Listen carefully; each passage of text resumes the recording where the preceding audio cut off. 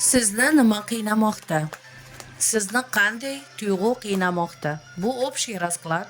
Shaxsiy расклад uchun Fortuna 2032 ga Telegram kanalidan yozasiz, topasiz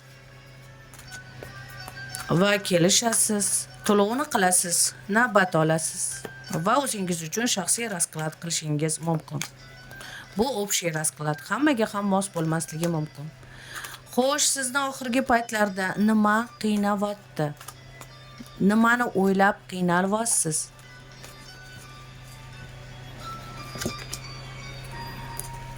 Nimani o'ylab qiynalyapsiz? Nima sizni bezovta qilmoqda?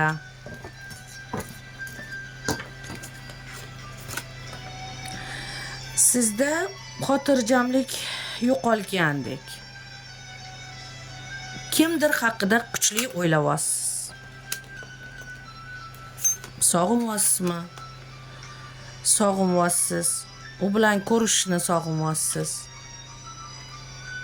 Bu yurakka tegishli tuyg'u. Xo'sh, hozirgi paytda siz transformatsiyadasiz. O'sha narsadan chiqib, o'zingizni energiyangizni восстановить qilishga harakat qilmoqdasiz. Ya'ni siz hozir lecheniyadasiz, ya'ni o'zingizni o'zingiz davolayapsiz. Sizda og'ir atashina bo'lgan yoki tushunmovchilik. Juda chuqur. Bu atashinada siz ko'p energiya sarflagansiz. Hatto oylar, yillar ham sarflagansiz.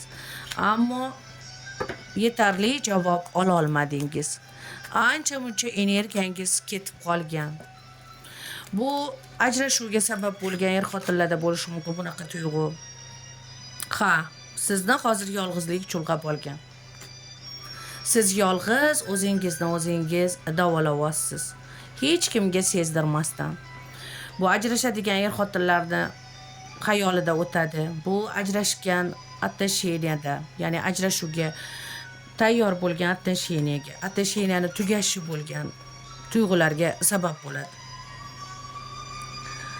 Vaqtida qadriga yetmadim yoki u meni qadrlamadi degan tuyg'ular ham.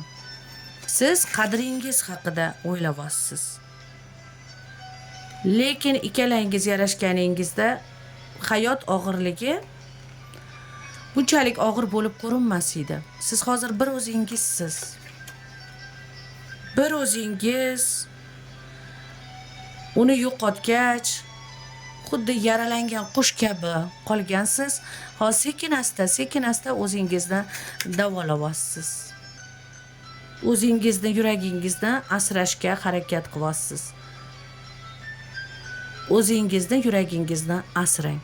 Hammasi yaxshi bo'ladi.